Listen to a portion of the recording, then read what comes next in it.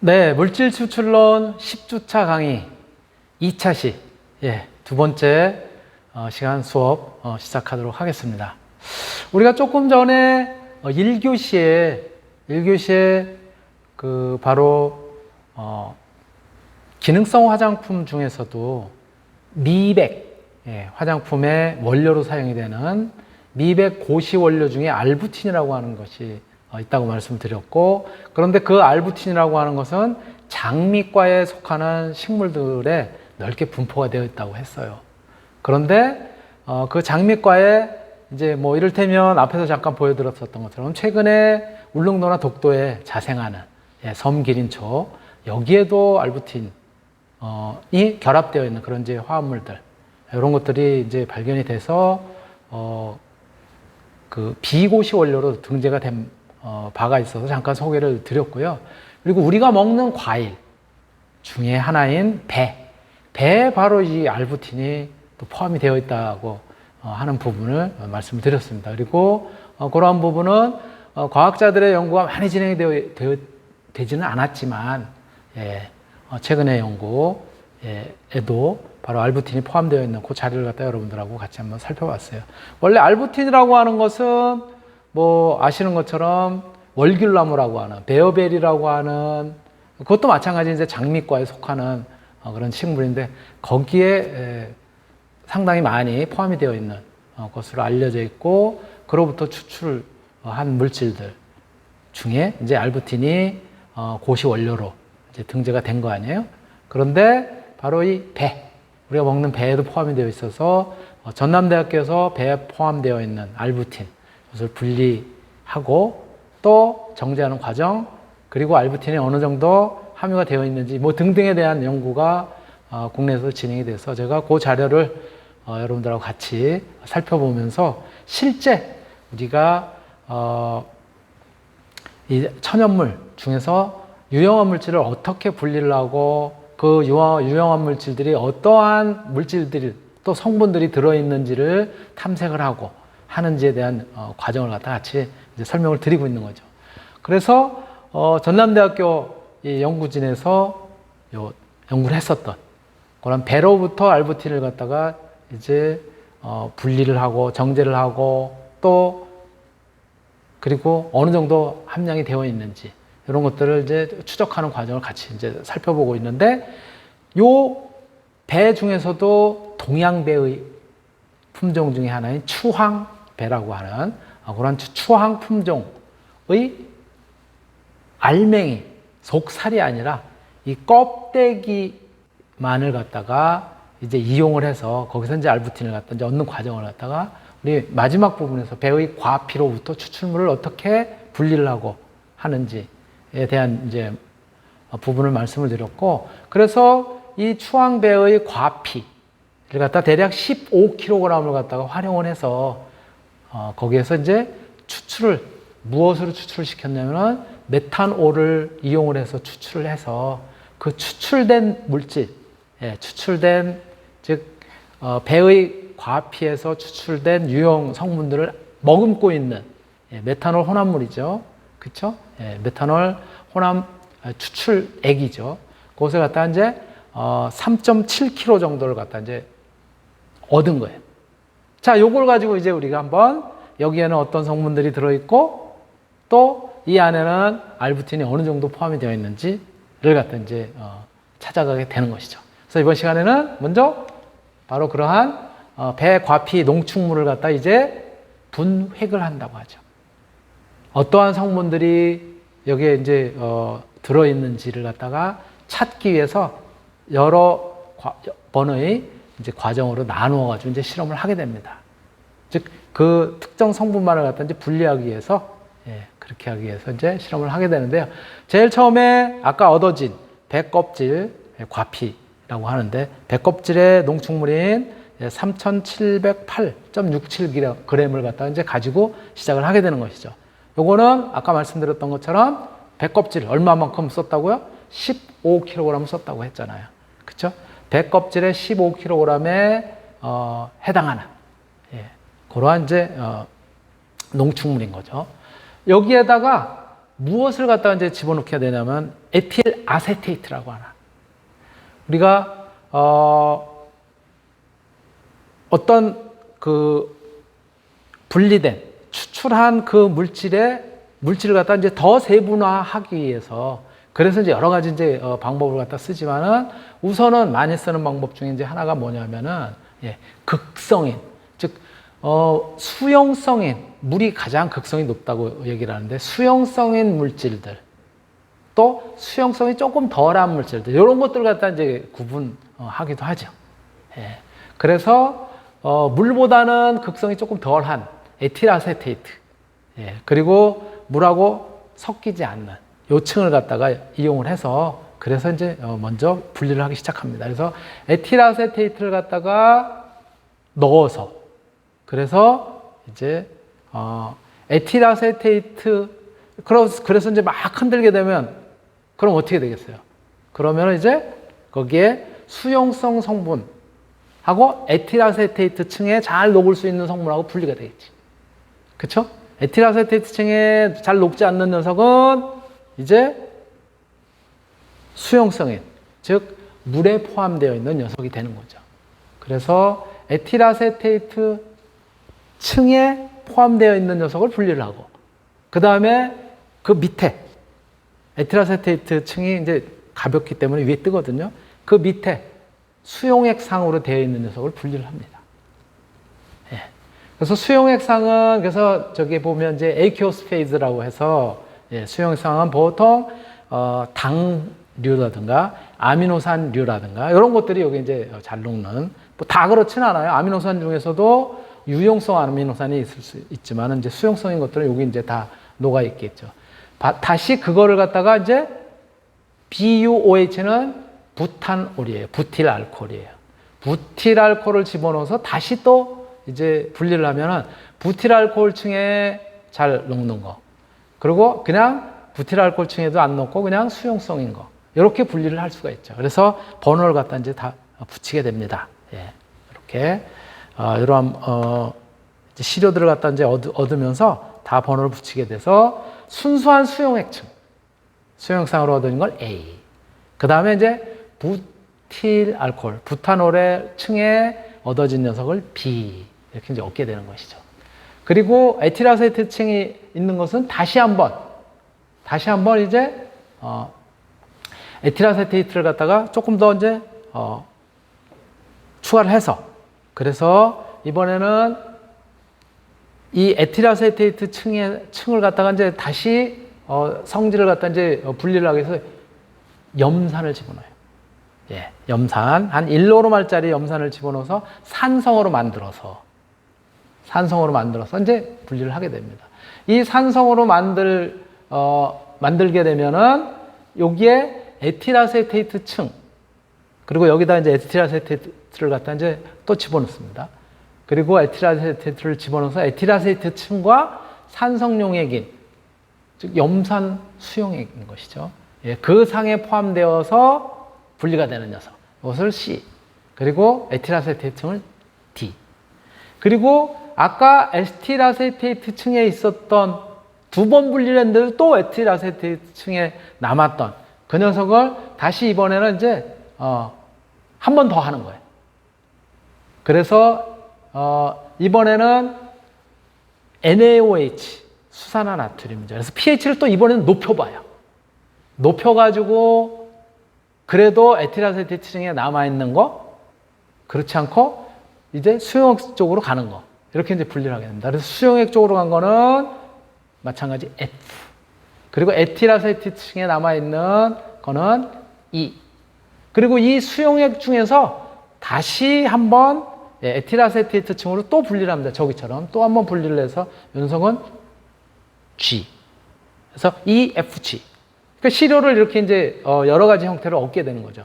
각 층에 어디에 잘 녹느냐에 따라서 그 녹아 들어간 성분이 다르겠죠. 그렇죠? 그래서 A, B, C, D, E, F, G까지 이제 시료를 얻게 됩니다. 그래서 이렇게 이제 시료를 갖다 구분해서 이제 얻은 다음에 그 다음에는 이제 뭐를 할까요? DPPH를 갖다가 이용을 해서 여러분들 앞에서 뭐 배웠었죠? 우리요? 종이 크로마토그래피, 크로마토그래피라고 하는 것을 배웠고 종이 크로마토그래피도 배웠죠. 종이 크로마토그래피는 거름종이라든가 이러한 여과지를 이용을 해서 어떤 물질을 갖다가 거기에 뭐가 포함이 되어 있는지 분리를 하기 위해서 여과지에다 시료를 떨어뜨리고 이동상을 쭉 흘려주면서 모세관 현상에 의해서 흘려주면서 그러면서 이동하면서 그 성분별로 분리가 되는 것을 이제 종이 크로마토그래피라고 했는데 종이 크로마토그래피보다 조금 더 분리의 효율을 갖다가 높이고 또 잘 하는 것 중에 이제 하나가 뭐냐면은 얇은 막 크로마토그래피 혹은 얇은 층 크로마토그래피 또는 박층 크로마토그래피라고 하는 TLC라고 얘기를 합니다. T는 뭐냐면 thin이에요. 얇은. L은 뭐냐면 layer, 얇은 층이라는 얘기죠. 그래서 얇은 층 C 크로마토그래피예요. 요거는 아예 이렇게 만들어진 것들이 이제 시중에 나와 있어요. 분리를 하기 위해서 보통 이제 실리카겔의 형태가 이제 아주 얇게 고운 이제 파우더 상태로 이제 고정층을 갖다 형성한 그런 이제 얇은 층으로 되어 있는 건데요. 여기에다가 시료를 A, B, C, D 쭉 해서 여기 이제 A는 여기다 이제 맨 오른쪽에다 이제 해놓고 그 다음에 B, C, D, F, G 이렇게 이제 시료를 놓고서요. 그 다음에 여기에 용매를 갖다 쭉 밑에다가 밑에 용매가 이제 담겨져 있는 데다가 얘를 갖다가 딱 이렇게 살짝 선을 그어놓고 거기 선에다가 담궈 놓으면은 용매가 쭉 모세관 현상에 의해서 쭉 올라가면서 어떻게 되겠어요? 성분별로 저렇게 쭉 나타날 거 아니에요. 그쵸? 성분별로 이렇게 이제 쭉 나타날 겁니다. 그래서 그 성분별로 나타난 거예요. 아까 우리 이제 시료거든. A는 순수한 물층, B는 부틸알코올층, C도 물층. 물층은 물층인데 어떻게 된 거예요? C는 한번 부틸알코올하고 분리가 된 부틸알코올에 안 녹고 물에 녹은 이런 것들이죠. 그 다음에 D, E, F, G 이런 식으로 이제 했더니 보시면 어떻게 돼 있어요? A 원래 거는 굉장히 이것을 갖다 이제 B, C, D, E, F, G 이런 것들하고 거의 이제 포함이 되어 있다 그럴까? 이런 것들도 이제 포함되어 있지만은 패턴이 조금 다릅니다. 그리고 B, C, D, E, F, G가 패턴이 좀 다른 형태로 이제 나타나게 되죠. 그쵸?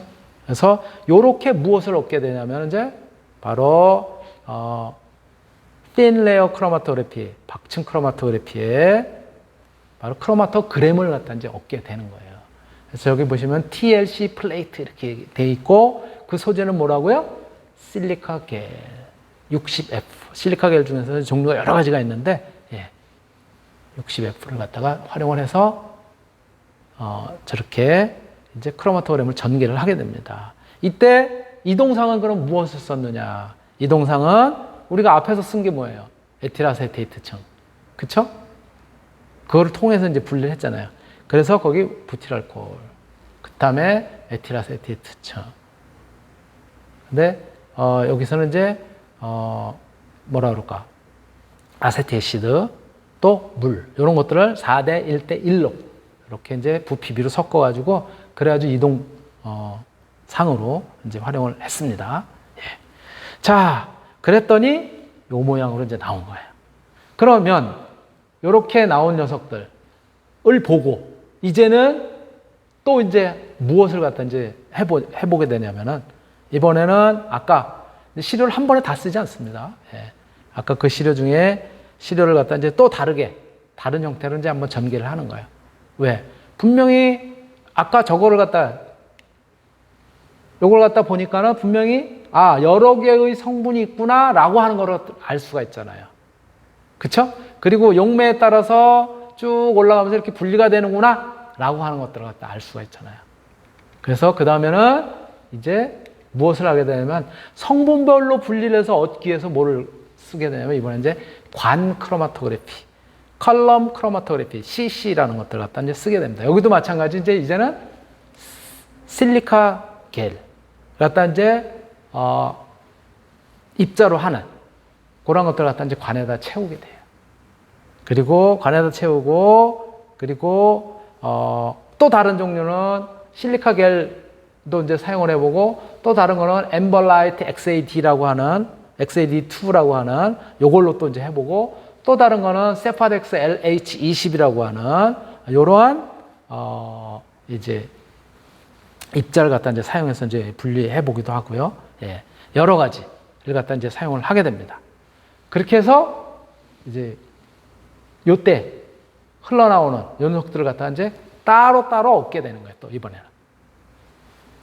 그래서 위에서 용매를 흘려주면 성분별로 저렇게 앞에서 우리가 했었던 것처럼 관크로마토그래피를 갖다 쭉 용매를 계속 흘려주면 통과해 가면서 빠져나가는 녀석이 다를 거 아니에요. 그쵸? 쭉 다르게 이제 나타날 거란 말이에요. 그러면 제일 먼저 나오는 녀석. 그 다음에 시간을 또 두고서 그 다음에 나오는 녀석. 이런 것들을 갖다 이제 다 따로따로 모아가지고, 그래가지고 이제 시료로 이제 하게 되는 것이죠. 예. 이렇게 용매의 분해물을 갖다 정제하는 과정인 것이죠. 그러니까 이것을 몇 개의 과정, 또 몇 번의 그런 어떤, 뭐랄까, 그 관크로마토그래피 안에 들어가게 되는 고정층을 바꿔가면서 이제 하게 되면은 계속 정제를 갖다 이제 할 수가 있는 것이죠.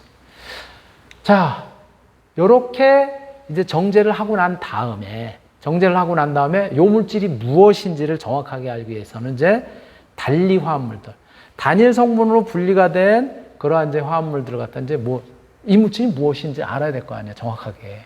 저렇게 분리는 했어요. 예, 이제 관크로마토그래피를 통해서 쭉 용매를 집어넣어가지고 첫 번째 나온 거, 또 한 2분 정도 지나서 나오는 거, 이렇게 이제 분리를 했단 말이에요. 그래가지고 여러 번을 통해서 이제 분리를 했는데, 얘의 성분이 정확하게 무언지는 알아야 될 거 아니에요. 그거를 하는 녀석이 뭐냐면은, 그 화합물들의 구조 해석도 이제 하게 되는 거예요. 그래서 MS 분석, 질량 분석의 질량 분석. 질량이 어느 정도가 되는지. 이 질량 분석이라고 하는 것은 어떤 물질이 포함이 되어 있다면 그 질량의 양이 얼마나 되는지. 매스 스펙트로스코피라고 해서 질량 분석기를 통해서 그 양이 얼마 정도 들어가 있는지를 분석하는 거고요. 그 다음에 NMR이라고 하는 것은 핵자기 공명 분석기예요. 즉, 자기의 특성, 전자기적 특성과 공명 특성, 이런 것들을 활용을 해서 각 물질이 가지고 있는 구조들이 어떻게 나타나는지, 그래서 수소와 탄소, 이런 것들이 어디에 위치하고, 이런 것들을 핵자기 공명 장치를 통해서 분석을 할 수가 있습니다. 그래서 2D NMR 분석을 하게 되면 구조가 어떻게 생겼는지, 즉 예를 들자면 이런 거예요. 벤젠고리에, 예를 들어서 벤젠고리에 우리 OH가 붙는다고 하더라도 어느 위치에 붙느냐 다르단 말이에요. 그렇죠? 오르소 위치냐, 오르소, 메타, 파라, 이렇게 이제 얘기를 하는데, 여러분들 아마 유기화학 시간에 배웠겠지만 어느 위치냐. 또 예를 들어서 탄소가 사슬이 5개가 있는데 거기에 예를 들어서 어느 위치에 OH가 붙었다. 두 번째 붙었느냐, 세 번째 붙었느냐, 달라진단 말이에요. 그렇죠? 예. 그런 것들은 이제 달라지기 때문에 바로 그러한 구조가 어떻게 되는지, 이런 것들을 갖다 이제 분석을 하기 위해서 핵자기 공명 장치를 갖다가 이제 쓰게 됩니다. 예. NMR. 요거는 핵이라고 하는 nuclear. M은 뭐냐면은 magnetic. R은 뭐냐면은 resonance. 그래서 핵자기 공명. 이렇게 이제 이야기를 하고요. 그러한 그 원리를 이용을 해서 분석하는 그런 이제 분석 장치인 것이죠. 이런 것들을 통해서 이제 구조를 이제 해석을 하게 됩니다. 자, 그렇게 되면은 어떻게 나타나냐면 이런 여러 가지 구조들을 가지고 있는 물질들을 갖다가 이제 찾아내게 되는 거예요. 그래서 이게 배로부터 달리되어 있는 단일 성분으로 분리가 되어 있는 그 물질의 구조가 어떻게 되어 있는지를 갖다가 이제 알아낸 결과예요. 굉장히 다양한 유형의, 그쵸? 구조를 갖다 가지고 있는 그런 물질들을 갖다가 찾아낼 수가 있는 거예요. 이게 다 배에서 포함되어 있는 그러한 물질들이에요. 근데 그 중에 맨 오른쪽에 맨 꼭대기에 있는 바로 요게 뭐냐면 알부틴이에요. 그쵸? 예. 저렇게 벤젠고리를 갖다 가지고 있고, 그 다음에 당. 예. 당을 갖다가 가지고 있는, 당과 벤젠고리를 가지고 있는 페놀계, 예. 화합물들이 결합되어 있는, 요게 바로 알부틴이라는 거예요. 그래서 요 물질, 알부틴이 포함되어 있는 것도 알게 되고, 그럼 그 물질이 얼마나 양을 갖다가, 여기에 이제 포함되어 있느냐. 라고 하는 것들을 이제 우리가 이제 살펴보게 되는 것이죠. 그래서, 그 다음에는 이제 대상을, 알부틴, 클로로겐산, 또, 예, 그 다음에 이제, 마타신산, 그쵸? 예, 말락신산, 죄송합니다. 예, 제가. 그리고, 예, 카페오일, 유도체.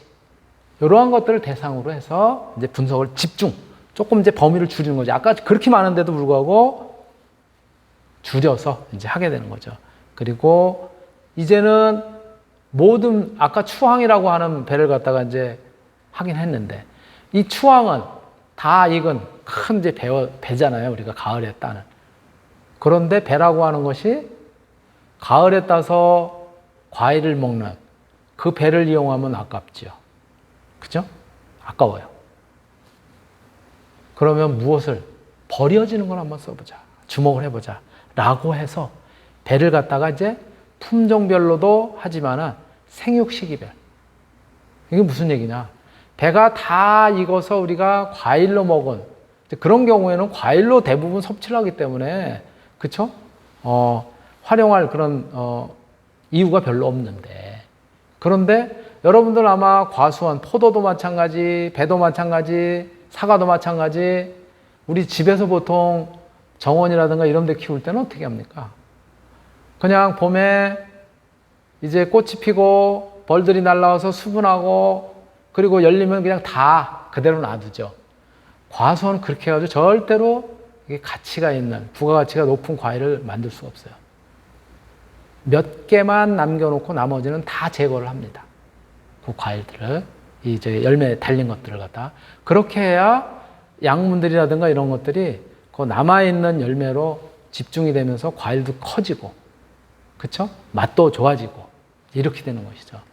우리 영동은 이제 포도가 이제 주산지니까는 혹시 여러분들이 가다가 혹시 봤는지 모르겠는데요.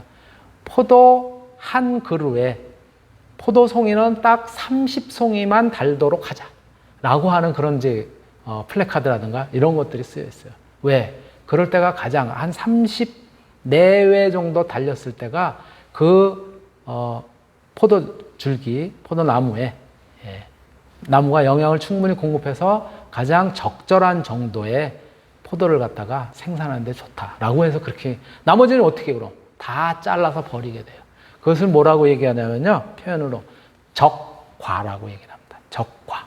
과일을 적출한다는 거예요. 제거한다는 거예요. 속가죽이라 한다는 거예요. 나머지는 놔두고 다. 그래서 생육 시기별로 본 거예요. 수정이 돼서 20일 지났을 때, 50일 지났을 때, 95일 지났을 때, 125일 지났을 때도 사진을 다 찍어 놓은 거예요. 20일 지났을 때 저렇게 조그만. 50일 지나면 조금 커요. 한 자두 크기? 조그만 자두 크기? 95일 정도 지나면 이제 제법 주먹, 애들 주먹 이상은 커지는 거고, 125일 정도 지나면 이제는 이제 머지않아 딸 정도예요. 요렇게 시기별로 이제 그런데 뭐예요? 어느 시기에 우리가 솎아주느냐? 이것도 다르잖아요.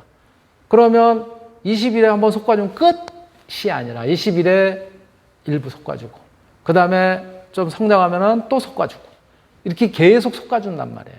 예, 그래서 그 솎아준 거를 갖다가 이제 활용을 해서, 그래서 이제는 알부틴이 어디에 많은지 이런 것들을 하게 되는데, 그런데 바로 요 생육 시기별로 쭉 이제 봤어요. 그랬더니 요게 뭐예요? 125일에는 알부틴의 함량을 보니까 없어요, 별로. 아까 분명히 제가 뭐라 그러냐면 배에 있다라고 얘기를 했는데 없는 건 아니죠, 그렇죠? 굉장히 적더라 이거예요. 언제 제일 많아요? 보시면 모든 대부분의 품종이 한 20일 정도 지났을 때가 알부틴이 제일 많고, 그 다음에 이 35일, 50일 이렇게 하면서도 또 떨어지더라 이거예요. 그러니까 바로 뭐예요? 저렇게 어린 그런 이제 과일인 형태일 때 영양분들은 굉장히 다양한 성분들을 많이 포함하고 있다. 그래서 혹시 여러분들 기억하세요? 우리가 많이 먹게 되는 매실이라고 하는 것, 매실차 마시는 매실차 있죠. 또 매실주, 무얼로 담그죠? 매화의 열매인 매실이 다 익어서 노랗게 된 거 가지고 담그나요? 아니죠. 약성이 가장 좋다고 하는 것이 저렇게 열매가 보통 한 20일 전후에 그렇게 열려가지고 뭐 한 크기가 조그만 자두 그런 정도 크기일 때, 아직은 탈할 때, 그럴 때 따잖아요. 그거를 우리가 이제 조금 유식한 표현으로 뭐냐면 미숙과, 다 익지 않은 과일이다. 덜 익은 과일이다. 예. 여러분들 복숭아도 마찬가지예요. 그래서 개복숭아 그러면은 막 우리가 이제 먹다가 복숭아 씨 버려가지고 나온 거기에서 이렇게 이제 복숭아가 열릴 때 파랗게 아직 되어 있을 때, 그때가 약성이 제일 좋다고, 유효 성분이 제일 많이 포함되어 있다, 이렇게 이야기를 하는 거예요. 알부틴이라고 하는 녀석의 함량이 이렇더라는 거예요. 그래서 걔네들을 활용해 가지고 이제 할 건데, 배의 미성숙과 보통 이게 과수원하는데 나주 이런 데를 통틀어서 보니까는 연간 1,500톤 정도가, 1,500톤이 어마어마한 양 아니에요? 1톤만 해도 우리 보통 트럭 하나 꽉 채우면 한 4톤 정도, 5톤 정도 된다고 하는데, 물론 이제 덤프 트럭 같은 경우 한 20톤 정도 된다고 하는데 1,500톤이래요. 예.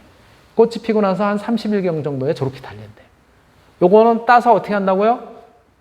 다른 과일에다가 다른 남아있는 녀석의 영양분을 몰아주기 위해서 거의 제거를 한단 말이에요. 그렇죠? 그것을 적과, 적이라고 하는 것은 따다 그런 뜻이에요. 예. 그래서 솎아주다. 과일을 따가지고 전부 폐기하는데 요거를 갖다 활용하면 되겠다 이거예요.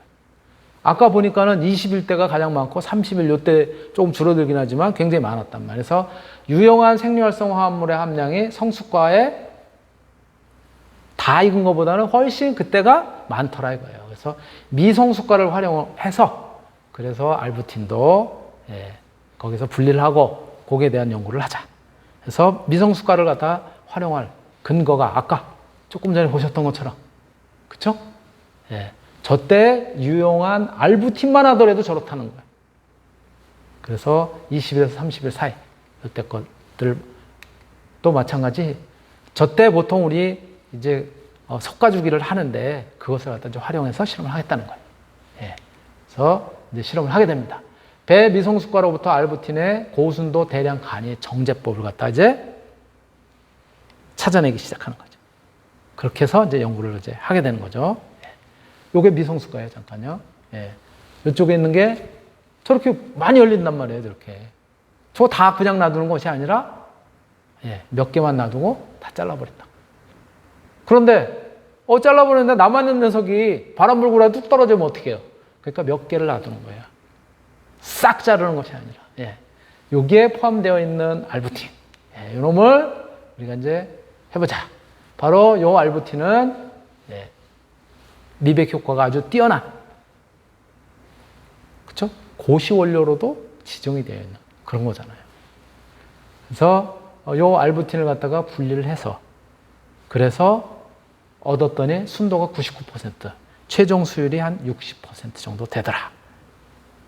이제 적과로부터, 미성숙과로부터 개화 20일 후에 미성숙과를 갖다가 100g을 통해서 함량이 한 0.4에서 1g 정도를 얻었대요.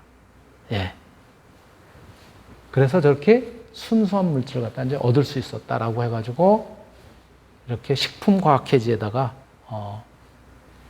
발표도 하고 또 특허도 등록을 하고 그 내용을 이렇게 이제 하게 되는 것이고요. 요거를 우리가 이제 결과를 이제 먼저 보여드린 거고 우리가 이제 하게 되는 거예요.